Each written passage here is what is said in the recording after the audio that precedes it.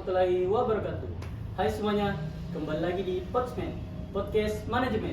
Bersama saya, Ernesto Pianto Parra. Di episode kali ini, kita akan membahas mengenai pengenalan lembaga di balik layar organisasi. Dan kita kedatangan narasumber spesial yang akan menemani kita pada kali ini.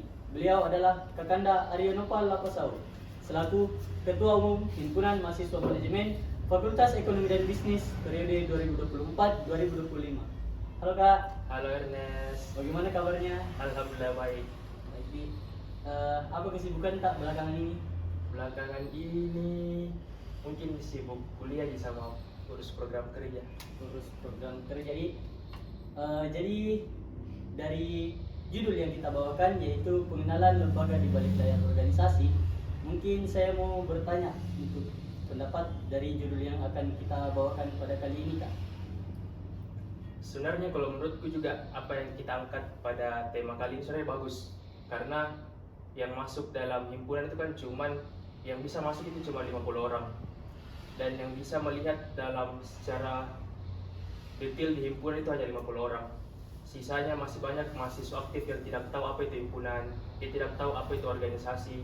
Itu sebenarnya bagus kita angkat tema seperti ini agar semua orang tahu apa sebenarnya yang kita buat di organisasi, apa program kerja yang kita laksanakan di himpunan, dan apa feedbacknya, dan apa segala kegiatan yang kita lakukan, apakah bermanfaat atau tidak. Dan saya sangat mendukung sekali saat teman-teman ingin angkat tema ini. Saya rasa betul-betul bagus karena kita bisa memperkenalkan pada orang bahwa hima manajemen itu seperti ini, bahwa lembaga kemahasiswaan itu seperti ini. Ini yang hima manajemen ingin capai, ini yang lembaga kemahasiswaan ingin capai, ini yang kami dapatkan selama masuk di hima manajemen, seperti itu. Baik, terima kasih Kak atas pendapatnya. Jadi mungkin ada beberapa pertanyaan yang ingin saya tanyakan. Yang pertama itu, sebagai seorang yang sedang berkecimpung di dunia organisasi itu apa sih menurut pandangan Karyo? Organisasi, kalau menurutku organisasi lagi khususnya hima manajemen itu merupakan rumah kedua untuk saya, untuk Ernest, dan untuk semua teman-teman yang ada di pengurus sekarang. Karena saat kita sedang mendaftar masuk hima manajemen, kita mendaftar masuk organisasi, saya rasa kita sudah harus bisa dan siap untuk membagi waktu kita untuk organisasi. Itulah kenapa saya bilang kita harus siap untuk menjadikan organisasi itu sebagai rumah kedua kita. Bukan hanya sebagai pelampiasan, bukan hanya sebagai tempat cari kesibukan, tidak. Tapi bagaimana kita bisa mendalami, bisa memahami kan bagaimana organisasi itu sebagai rumah kedua. Supaya kita nyaman di dalam organisasi. Dan juga di organisasi juga terkadang kita juga tidak boleh masuk organisasi untuk mencapai kepentingan pribadi. Boleh jika kita masuk organisasi tapi untuk kepentingan pribadi, tapi kita juga harus ingat kepentingan lembaga. Kita masuk di hima manajemen, kita masuk di lembaga, apa ini tujuannya lembaga didirikan. Jangan kita masuk karena kita ingin terkenal terus selesai, tidak. Kita juga harus turut serta membangun organisasi kita masuki, lembaga yang kita masuki, kita harus turut serta membangun dalamnya. Jadi kalau kita berbicara tentang organisasi, banyak sekali, kompleks sekali masalahnya, banyak yang bisa diartikan dari organisasi. Tapi kalau sendiri saya bisa artikan sebagai rumah keduaku. Rumah kedua nih Kak. Ya, mungkin pertanyaan kedua yaitu Karyo sebagai seorang yang sedang memimpin salah satu lembaga atau organisasi kemahasiswaan. Lembaga atau organisasi kemahasiswaan memiliki peran apa dalam ruang lingkup dunia kampus? Lembaga kemahasiswaan. Dari dulu awalnya tuh saya kira ini lembaga kemahasiswaan atau himpunan tuh dulu saya pikir kayak kayak OSIS, kayak OSIS dulu SMA. Dulu ada OSIS dari sekolah SMA. Iya Kak. Ada OSIS, PMR, Paskib, kayak organisasi yang berkecimpung seperti itu. Tapi ternyata pas masuk ke hima manajemen, atau mungkin dulu sebelum saya menjabat sebagai ketua umum, saya ternyata melihat bahwa lembaga kemahasiswaan itu jauh berbeda dengan organisasi di bangku SMA. Kenapa? Karena yang pertama, di lembaga kemahasiswaan itu kita juga terfokus terhadap kaderisasi. Mungkin kalau di OSIS kita mengkader hanya orang-orang yang ingin tergabung dalam pengurus OSIS, tapi di lembaga kemahasiswaan itu, apalagi khususnya himpunan, kita harus bertanggung jawab atas kaderisasi mahasiswa baru yang tergabung dalam jurusan kita atau prodi kita. Seperti saat ini kan kita sekarang di hima manajemen sedang fokus-fokusnya untuk proses pengkaderan mahasiswa baru. Itu yang menjadi pembeda. Terus yang kedua juga yang saya pahami setelah beberapa kepengurusan, setelah saya menjabat bahwa hima manajemen itu atau lembaga kemahasiswaan itu dia harus bersifat independen. Dia tidak boleh ada intervensi dari siapapun. Karena kenapa? Karena kita juga adalah organisasi atau lembaga yang bergerak di dunia pergerakan. Karena kapan kalau menurutku kita mendapatkan intervensi dari pihak manapun, pergerakan atau aksi atau segala ruang untuk kita mengaspirasikan kekesalan kita atau segala aspirasi kita, saya rasakan tertutup dan tidak akan ada ruang yang besar. Kalau kita dapat intervensi kiri kanan, kan mungkin berbeda dengan OSIS kan. OSIS bisa diperintah sama guru dan segala macam. Bisa kalau guru bilang A harus A. Kalau di lembaga menurutku kita harus bisa menyerap aspirasi mahasiswa aktif dalam kepengurusan dan kita bisa menyalurkan kepada birokrasi atau kepada dosen-dosen atau kepada pemegang jabatan di prodi, di fakultas, bahkan di universitas. Itulah kenapa kita harus bersifat independen, supaya himpunan atau lembaga kemahasiswaan itu tidak terikat sama siapapun. Kita hanya terikat terhadap peraturan yang kita sudah punya dan tujuan yang kita punya di lembaga. Jadi kalau berbicara tentang bedanya organisasi di SMA dengan kuliah, banyak sekali bedanya dan saya rasakan betul. Saya pikir dulu tuh waktu masuk kayak di organisasi di tingkat kuliah, saya pikir kayak OSIS mungkin itu kayak nanti gagah-gagahan gitu saja pakai, kalau sekarang kan pakai PDA gitu, pakai PDH datang apa upacara kan gitu dulu. Ternyata kalau masuk himpunan nggak seperti itu, dia lebih kompleks. Kita harus betul-betul memastikan mahasiswa aktif itu minat dan bakatnya terpenuhi, aspirasinya terpenuhi. Belum lagi kalau ada mahasiswa baru, kita harus pastikan dia organisasinya bagus. Itu yang menjadi sebenarnya tantangan tersendirinya di masuk organisasi atau lembaga kemahasiswaan, khususnya himpunan. Karena kita harus betul-betul bisa menguasai beberapa bidang. Harus ada bidang ini yang menguasai mahasiswa aktif, harus ada bidang yang mengontrol mahasiswa baru, harus ada bidang yang masalah advokasi, bidang yang untuk pengembangan minat bakat. Semua harus ada di himpunan, terusnya di himpunan. Itulah menjadi beberapa beda lah menurutku antara lembaga kemahasiswaan terusnya himpunan dengan organisasi-organisasi tingkat SMA atau mungkin tingkat-tingkat di luar lah, yang di luar lembaga kemahasiswaan. Gitu. Ya, jadi artinya peran lembaga atau organisasi kemahasiswaan dalam kampus ini saya rasa sangat penting ya, kalau menurutnya Karyo, untuk mengaspirasikan mungkin minat dan bakat dari mahasiswa tersebut ke birokrasi atau dosen-dosen seperti itu ya Kak? Iya, menurutku penting sekali. Bahkan menurutku saya bisa berpendapat bahwa kapan dalam suatu program studi, dalam satu jurusan atau dalam satu fakultas dia tidak punya himpunan, saya rasa juga fakultas atau prodi atau jurusan itu pasti juga tidak akan berjalan baik. Karena mereka juga tidak bisa menjalankan roda organisasinya atau roda birokrasinya mereka tanpa adanya hadirnya orang-orang seperti kita yang mengurus mahasiswa aktif, yang mengurus pengembangan minat dan bakat. Saya yakin dan percaya kalau tidak ada himpunan penyaluran minat bakatnya, mahasiswa aktif itu pasti akan terbatas sekali. Karena memang hanya membutuhkan orang-orang seperti kita yang peduli terhadap bagaimana pengembangan minat bakatnya orang, terhadap kaderisasi dan segala macam. Saya yakin fakultas, prodi, bahkan tingkat universitas pun pasti akan stuck kalau dia tidak punya lembaga kemahasiswaan. Baik, terima kasih atas jawabannya Kak. Mungkin ada pertanyaan selanjutnya. Dari apa yang dijelaskan oleh Kak Aryo, pastinya lembaga kemahasiswaan adalah salah satu unsur penting dalam dunia kampus. Tetapi dalam menjalankan perannya tentu memiliki tantangan tersendiri untuk menjalankan roda organisasi tersebut. Kira-kira tantangan seperti apa yang dihadapi oleh seorang yang terjun di organisasi kemahasiswaan?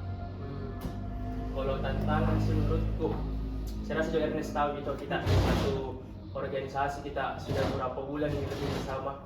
Tapi kalau lebih saya dari sudut pandangku, apalagi sebagai kapten dalam roda organisasi ini, yang pertama mungkin tanggapan saya susah untuk bisa mengatur bagaimana stabilitas dari kepengurusan. Belum lagi kalau teman-teman merasa capek, belum lagi kalau teman-teman merasa lelah dengan adanya program kerja, ada tupoksi dan segala macam, itu yang susah diatur di himpunan, susah sekali. Karena saya juga tidak bisa bekerja sendiri kalau tidak punya bawahan, tidak punya sekum, tidak punya bendum dan kabit-kabit dan semua staf seperti Ernest segala macam. Saya tidak bisa kerja. Dan itu yang paling susah sekali, menjaga stabilitas mereka. Karena seperti Ernest pun pasti tidak bisa konsisten tiap hari rajin untuk berorganisasi, tidak. Pasti juga Ernest punya ada rasa malasnya, dan segala macam, RS pasti punya seperti itu. Dan itu yang memang kita harus apa ya, itu yang harus kita isi sebagai ketua umum untuk bisa bagaimana bisa terus memotivasi bawahan, bisa memotivasi teman-teman untuk terus semangat dalam organisasi. Karena kapan semangat teman-teman, semangat saya, semangat Ernest itu turun, itu organisasi akan susah jalannya. Ini dalam organisasi tidak membutuhkan apa ya, satu orang yang semangat terus sisanya tidak semangat sudah bisa jalan, tidak. Harus semuanya bersemangat sama-sama dan juga harus ada pendorong dari belakang. Supaya apa ya, orang semangat juga tapi tanpa ada pendorong juga pasti tidak akan jalan di organisasi. Susah sekali. Itu yang paling susah saya rasakan selama menjabat ini. Selama kita 6 bulan sama-sama kan Ernest pasti Ernest tahu dinamika di himpunan segala macam. Tapi yang saya rasakan itu masalah keaktifan kepengurusan. Dan itu juga masalahnya karena apa ya? Itulah mungkin capek, mungkin dia merasa program kerja seperti ini ada apa ya? Ada masa-masa lelahnya orang dalam berorganisasi. Itu yang harus kita taktisi sebenarnya. Sebagai pengurus lembaga kita harus taktisi seperti itu. Bagaimana kita bisa membuat kondisi di organisasi ini betul-betul nyaman untuk semua orang, bukan hanya untuk saya, bukan hanya untuk Ernest, tapi untuk semua unsur yang terlibat dalam organisasi. Itu kalau saya. Ya, berarti keaktifan dari kepengurusannya jadi Kak, Iya. tantangannya. Nah, lanjut pertanyaan selanjutnya. Dari tantangan yang kemudian hadir, tentu teman-teman ingin mengetahui apa yang menjadi benefit atau yang kita dapatkan selama berkecimpung di dunia organisasi kemahasiswaan. Pasti paling sering sekali nih orang masuk aktif di luar pengurus himpunan. Pasti banyak sekali orang selain pengurus himpunan itu bertanya-tanya. Jadi itu mungkin bagusnya ada Potsmen, nanti teman-teman nonton di Potsmen apa itu sebenarnya benefit dapat dari himpunan. Kalau menurut saya pribadi, yang pertama saya dapatkan dari masuk himpunan sebenarnya Ya baik, mungkin pertanyaan selanjutnya. Dari tantangan yang kemudian hadir, tentu teman-teman ingin mengetahui apa yang menjadi benefit atau yang kita dapatkan selama berkecimpung di dunia organisasi kemahasiswaan. Oh kan tadi sudah dikibas nanti tantangan, bahas tantangan di dalam organisasi. Seperti sekarang kita bahas benefit, pasti banyak sekali teman-teman di luar organisasi, di luar himpunan ingin tahu apa manfaat atau sebenarnya masuk organisasi, apalagi masuk himpunan, khususnya lagi hima manajemen. Pasti banyak sekali tuh orang-orang di luar sana ingin tahu kenapa Ernest mau masuk himpunan, kenapa Naryo bisa masuk himpunan dan segala macam apa manfaatnya.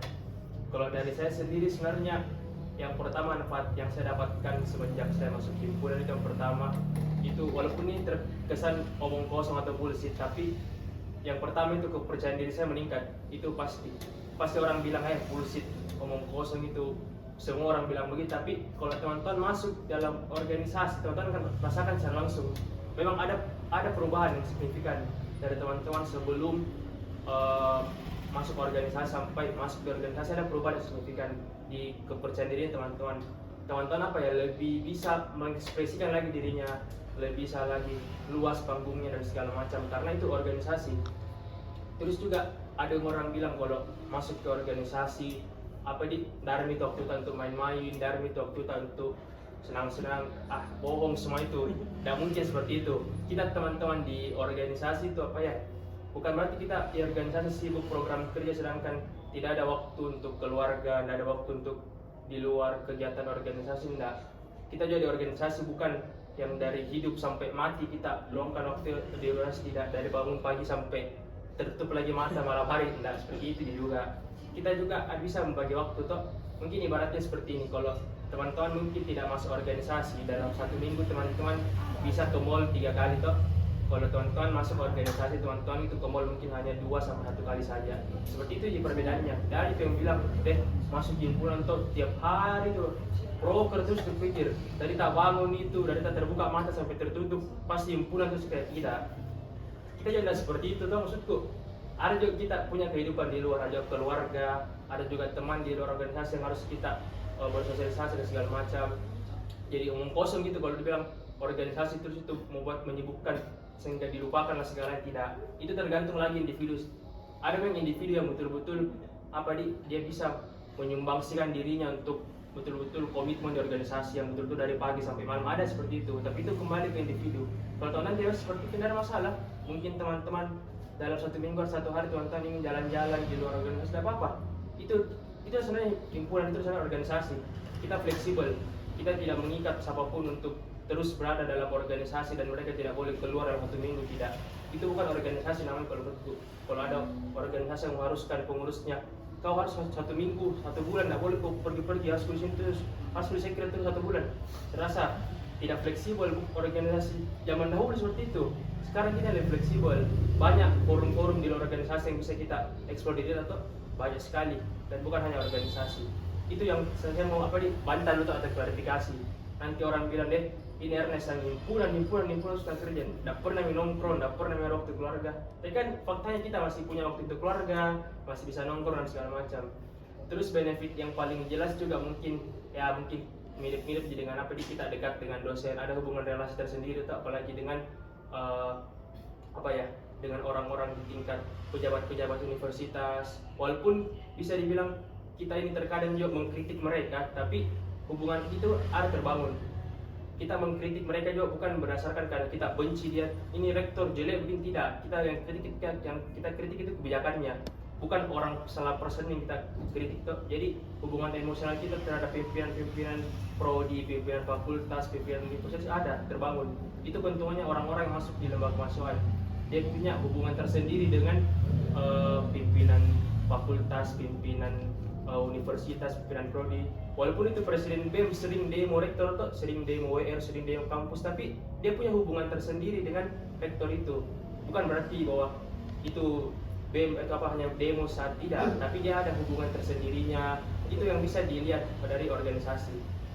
Terus juga yang paling pasti sebenarnya yang teman-teman bisa dapatkan, saya tidak bilang public speaking, saya tidak bilang apa, tapi soft skill, banyak kemampuan tambahan yang teman-teman bisa dapatkan setelah teman-teman masuk organisasi. Bukan hanya public speaking, tapi sekali.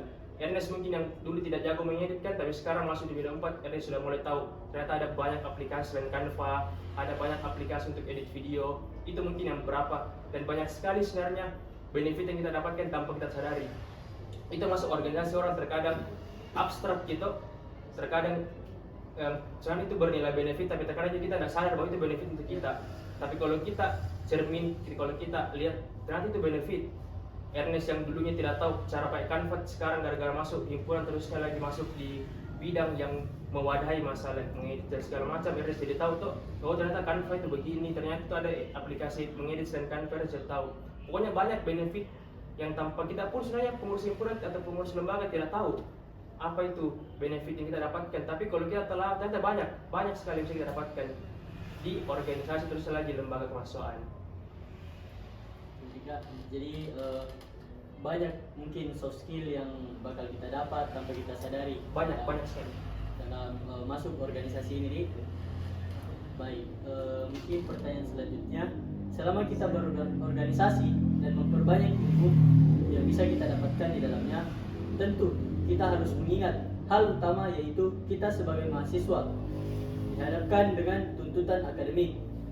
Dari Kak Aryo sendiri, apakah ada tips atau cara agar kita dapat menyeimbangkan keduanya antara akademik dan organisasi? Cara kita menyeimbangkan setiap kembali lagi terkait permasalahan itu ternyata kembali ke individu masing-masing. Salah kalau ada organisasi yang menghambat kelulusan, menghambat akademik dari anggotanya atau pengurus, itu salah. Itu organisasi yang menyimpang menurutku.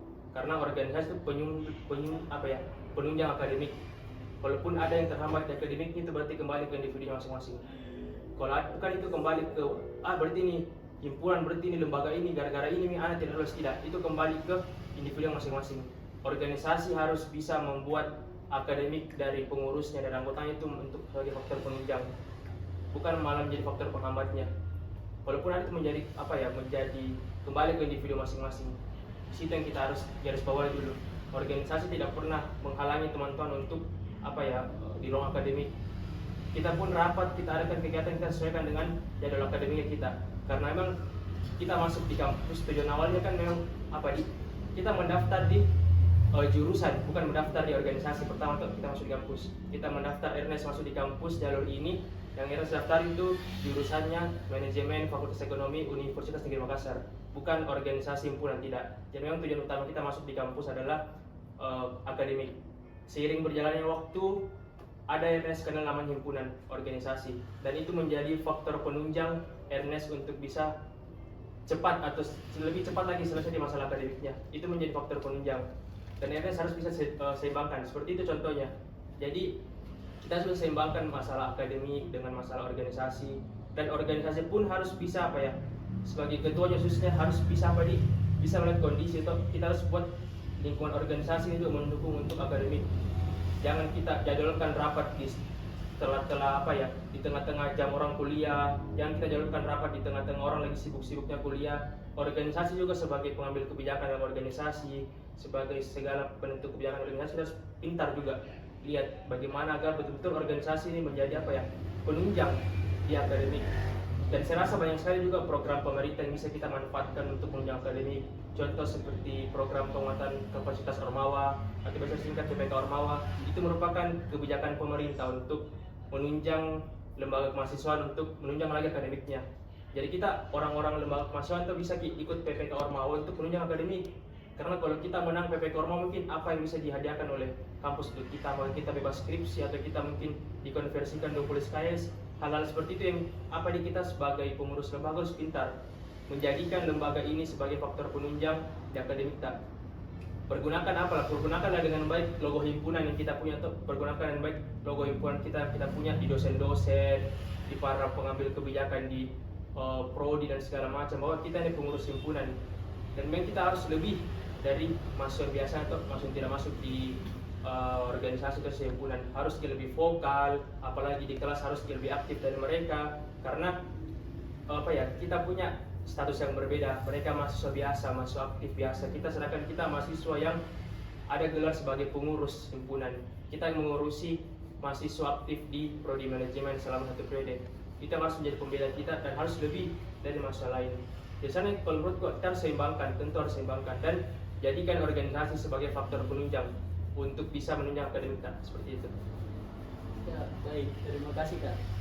Jadi mungkin sebelumnya kita membahas tentang tantangan, kemudian benefit yang kita dapatkan, tips atau cara kita dalam berorganisasi, menyeimbangkannya dengan akademik. Mungkin kita masuk ke pembahasan selanjutnya, yaitu pertanyaan selanjutnya. Kita kan kadang melihat mahasiswa yang masuk ke dalam sebuah organisasi dipandang sebagai mahasiswa yang memiliki nilai akademik yang tidak baik. Bagaimana menurut Kak Aryo perihal statement tersebut?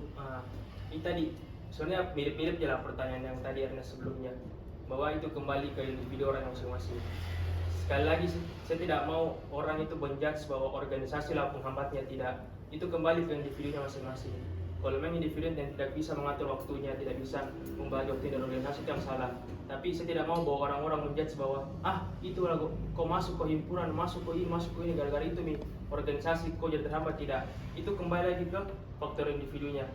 Sekali lagi saya bilang, semua orang yang ada di organisasi harus membuat organisasi itu menjadi faktor penunjang di akademiknya.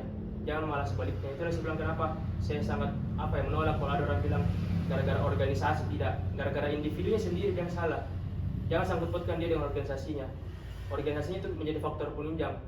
Dan saya seperti orang-orang seperti saya, orang-orang seperti Ernest Lato yang harus bisa membuat organisasi menjadi betul-betul faktor penunjang di akademik. Jangan malah sebaliknya toh. Dan itu kembali ke individu kalau menurutku, bukan organisasi yang salah. Baik, terima kasih Kak atas pendapatnya. Ya, mungkin kita masuk ke pertanyaan selanjutnya.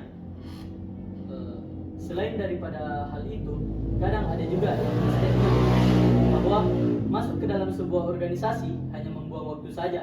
Untuk menyangkal hal ini, bagaimana menurut Kak Aryo? Membuang waktu pertanyaan terakhir ini kan masih ada 10 pertanyaan. Masih ada Kak? Masih banyak. Jadi membuang waktu bahkan kalau saya bilang kita masuk organisasi itu tidak ada sama sekali yang namanya membuang waktu. Setiap momen yang saya lalui di dalam organisasi itu momen yang berharga. Bahwa itu momen yang hanya duduk-duduk kosong saya dengan para pengurus lembaga, itu menurutku momen yang berharga dan tidak buang waktu. Ada ada terus yang kita dapat selama masuk organisasi. Mau kita duduk di secret tanpa mengerjakan apapun, hanya cerita-cerita kosong tuh, pasti ada dapat ilmu di situ. Dan itu sudah jelas tidak membuang waktu.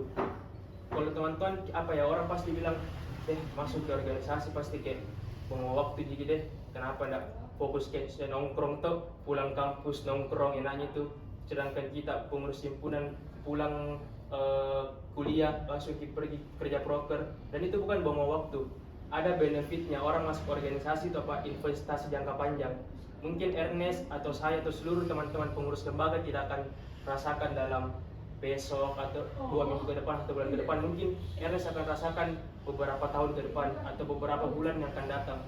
Ernest akan rasakan benefitnya saat Ernest masuk terima di kantor, saat Ernest memulai karirnya. Ernest akan menonjol lebih dari orang yang tidak pernah organisasi. Saya juga seperti itu, akan menonjol dari orang yang tidak pernah masuk organisasi. Itu yang kita akan dapatkan dan tidak ada buang waktu. Pokoknya apa kita masuk organisasi itu biar kita itu sekedar makan saja itu sekedar sama-sama, bisa kita dapat ilmu dari situ, bisa dapat kebersamaan. Ya mungkin sekedar tidur kita sama-sama secret, tapi pasti kita dapat situ, entah itu pengalaman lucu, pengalaman apalah, pengalaman berharga kita dapatkan yang hanya sekedar tidur. Jadi saya bilang tidak ada yang buang-buang waktu di organisasi. Selama organisasi itu baik dan individunya juga mendukung dalam organisasi, itu pasti bagus semua, tidak ada yang buang waktu di organisasi. Ya mungkin dari 2 pertanyaan tadi ini kayaknya dipandang tidak baik organisasi Dika, yang mungkin ada memandang orang yang tidak pandang organisasi. ada yang memandang organisasi ini yang membuat nilai akademik tidak baik, ada yang berpendapat bahwa hanya membawa waktu saja, namun itu mungkin terbantahkan harus terbantahkan. Baik, mungkin nah ini inti dari podcast kita kali ini, yaitu dari penjelasan Kak Aryo, kebanyakan orang yang memandang dari luar, tentu kita tidak tahu bagaimana dibalik semua itu. Bagaimana para mahasiswa yang berada di lembaga kemahasiswaan berusaha menjalankan perannya dengan maksimal. Seperti apa kira-kira menurut Kak Aryo organisasi di balik layar? Organisasi di balik layar itu tema atas hari ini. Iya, Kak. Organisasi di balik layar atau apa organisasi di balik layar. Memang banyak sekali orang mau tahu apa kerja himpunan, apa dibikin kayak ini, di secret apa yang dibikin, kerja ini kerja segala macam. Banyak sekali yang mau tahu. Saya yakin itu pasti orang juga kayak lihat kayak acuh-acuh tuh sama kita, tapi pasti dia penasaran apa yang kita kerja, apalagi orang yang pakai PDH hitam ini terasa keren tuh, terasa gagal apa segala macam, pasti dia penasaran apa memang tidak kerja ini orang dalam tuh. Kenapa kayak dia merasa have fun sendiri, asik dan segala macam, apakah memang seasik itu di himpunan atau yang seperti itu atau secapek itu di himpunan. Kan tadi kalau mau dibilang apa yang ada di balik layar organisasi sebenarnya tidak jauh-jauh beda yang apa teman-teman semua mahasiswa aktif yang saya lihat yang kami tampilkan di teman-teman mahasiswa aktif di luar pengurus lembaga itu tidak jauh beda. Adapun beberapa yang teman-teman tidak lihat itu hanya beberapa masalah teknis, tapi semua teman-teman lihat dari kami, dari proses kami, dari cara kami berbicara, dari cara kami berinteraksi dengan teman-teman luar pengurus lembaga. Itulah himpunan, itulah organisasi, itulah lembaga kemahasiswaan, itulah lembaga yang bisa yang mendidik kita, yang menempa kita, yang menjadikan Ernest saat ini seperti ini. Tidak semua orang bisa duduk di kursinya Ernest seperti ini tuh. Tidak semua orang bisa hadir di Potsman. Tidak semua bisa. Saya pun seperti itu. Dan itulah keuntungannya kita masuk organisasi. Tidak semua orang bisa masuk di YouTube-nya himpunan tuh. Apalagi siapa tuh nanti nih banyak nonton 10 juta atau berapa di Ernest, ada mungkin 1000 orang nonton, kita tidak tahu. Itulah sebenarnya banyak kegembiraan, kesedihan yang kita alami di balik layar organisasi itu. Banyak segala penggarapan program kerja itu mungkin yang teman-teman tidak ketahui, kayak enak-enaknya saja tuh jadi contoh kegiatan makro. Jadi kita ambil makro, jadi saya suruh-suruh orang. Ternyata kalau kita lihat dari kilas baliknya banyak perjuangan di situ, banyak kesedihan yang terjadi. Tapi itu semua bukan kalau saya sendiri menganggapnya bukan menjadi bom waktu, tidak. Karena setiap perjalanan, setiap masalah, setiap kesedihan yang saya lalui dalam organisasi untuk bisa mencapai keberhasilan program kerja, pasti ada pembelajaran dalamnya. Ada pasti. Setiap tantangan kita dalam penggarapan program kerja ini, ada tantangannya, ada pasti pembelajaran yang hadir. setiap kesedihan, tiap rasa capek yang kita alami masalah program kerja pasti ada pelajaran dalamnya.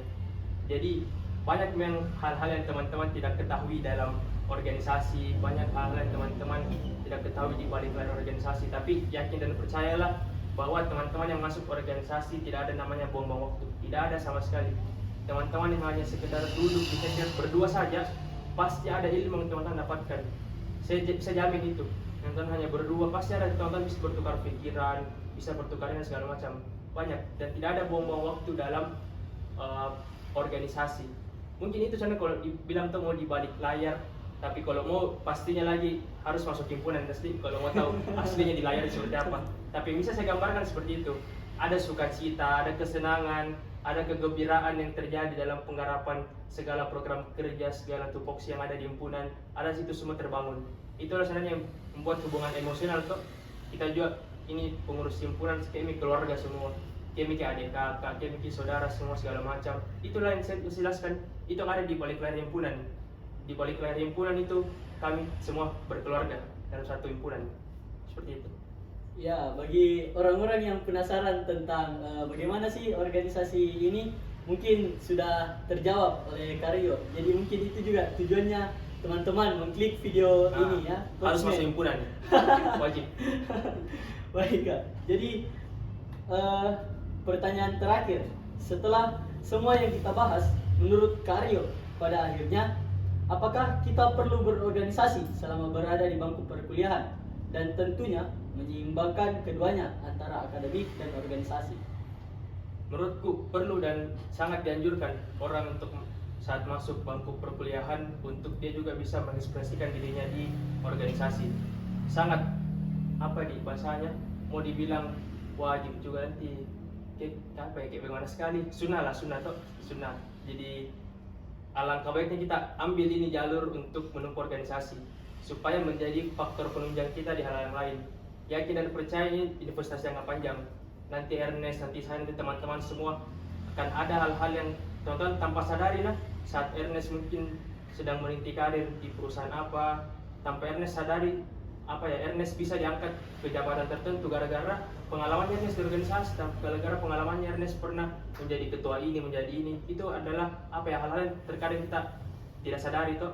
Orang-orang yang sudah bekerja dan dia merupakan demisioner organisasi, tiba-tiba dia mendapatkan tantangan dan dia bisa menyelesaikan dengan baik. Itu semua mungkin gara-gara tantangan itu dia dapatkan di organisasi.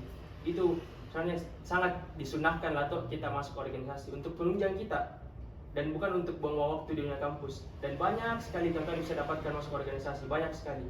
Bukan hanya teman-teman bisa dapatkan keluarga baru, teman baru, ilmu baru, dan banyak lainnya teman-teman bisa dapatkan masuk organisasi. Terus yang kedua, bagaimana kita menyeimbangkan di masalah akademik, masalah organisasi tadi, itu kembali ke individunya. Dan organisasi harus menjadi faktor pendorongnya untuk menunjang akademiknya tuh. Jangan ada pernah organisasi yang menghalangi orang untuk di permasalahan akademik. Kalau seseorang itu individunya, dia sudah menyelesaikan tanggung jawab di organisasi dan dia ingin melaju lagi lebih tinggi di akademiknya, organisasi tidak boleh melarang itu. Organisasi malah harus mendukungnya, mensupportnya terus-menerus selama tanggung jawab yang dia lakukan di organisasi sudah tuntas, sudah selesai. Organisasi juga punya kewajiban untuk punya hak, punya dan segala macam tuh kalau kita belum menyelesaikan tanggung jawab. Tapi selama dia menyelesaikan tanggung jawabnya dengan baik, dia sudah menjalankan segala hal yang diamanahkan kepada dia, organisasi harus bisa mensupport dia untuk mencapai akademiknya. Itulah hubungan timbal balik sebenarnya tuh dari antara kita individu sama organisasi. Jadi kita harus bisa seimbangkan. Kembali lagi banyak individu dan organisasi yang menunjang supaya itu bisa kelompok bisa sama-sama untuk bisa mencapai tujuan bersama seperti itu. Ya, baik. Terima kasih atas jawaban-jawaban dari pertanyaan-pertanyaan yang saya berikan. Jadi, mungkin yang dapat kita simpulkan dari podcast ini, kita sangat dianjurkan untuk masuk ke dalam dunia organisasi karena di dalamnya kita dapat mendapatkan pengalaman. Jadi saat kita menghadapi suatu masalah saat bekerja, kita sudah tahu bagaimana solusinya. Terus ada juga benefit-benefit yang kita dapatkan seperti yang dikatakan Karyo tadi. Kita mendapatkan pelajaran-pelajaran, kita dapat dekat dengan pemangku jabatan. Ya, mungkin itu saja kesimpulan dari Podsman kita kali ini. Mungkin ada closing statement Kak. Closing statement di Iya. ini bahasa paling kutakuti kalau ada statement.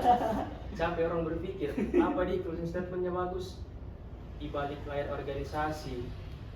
Mungkin closing statementku seperti ini untuk lebih kepada teman-teman kepengurusan himpunan mahasiswa manajemen FEB-UDM Prode 2024-2025. Teman-teman yang sudah tergabung, teman-teman yang sudah bersamai Prode ini, tetaplah bersamai Prode ini sampai akhirnya nanti. Dan sampai akhirnya itulah kita lihat mereka lah semua pemenangnya. Mereka lah semua Ernest, saya dan semua teman-teman kita yang hadir, mereka lah semua pemenang dari Prode itu. Mereka lah semua yang betul-betul membersamai kita. Itulah yang Ernest bisa sebut keluarga di dunia kampus. Walaupun nanti kita sudah berada di akhir periode, walaupun nanti kita sudah tidak sama-sama lagi dalam satu roda organisasi, tapi saya masih bisa dianggap sebagai keluarga Ernest. Saya punya masalah, Ernest bisa bantu saya. Ernest punya masalah, saya akan bantu Ernest. Itulah organisasi sebenarnya. Titik seperti itulah sebenarnya organisasi bisa bilang berhasil, bukan karena pelaksanaan program kerjanya 100% berhasil, bukan karena pelaksanaan tupoksinya, tapi bagaimana setelah hubungan kekeluargaan itu terbangun, bahkan setelah dia tidak menjabat lagi atau dia tidak berada dalam satu roda organisasi yang sama. Bagaimana kekeluargaan itu bisa terjalin sampai kapanpun. Bahkan saat Ernest nanti sudah kerja toh, siapa tahu Ernest jadi presiden, bisa angkat saya jadi wapresnya toh, siapa tahu. Kita seperti itu hubungan terjalin. Intinya teman-teman yang mau masuk organisasi, teman-teman akan dapatkan kekeluargaan di organisasi tersebut. Dan sampai kapanpun, saya mau kekeluargaan itu akan terus berjalan, bukan hanya roda kepengurusan.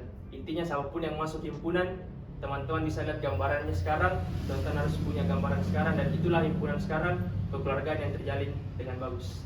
Baik, terima kasih. Closing statement yang sangat wow ya dari Kak Rio. Ya mungkin sepatah kata dari saya yaitu jangan pernah berhenti belajar. Ya mungkin cukup sekian. Terima kasih atas waktunya Kak. Sekian, saya Ernest Sofian Tuparang pamit undur diri dan sampai jumpa di Podsman selanjutnya.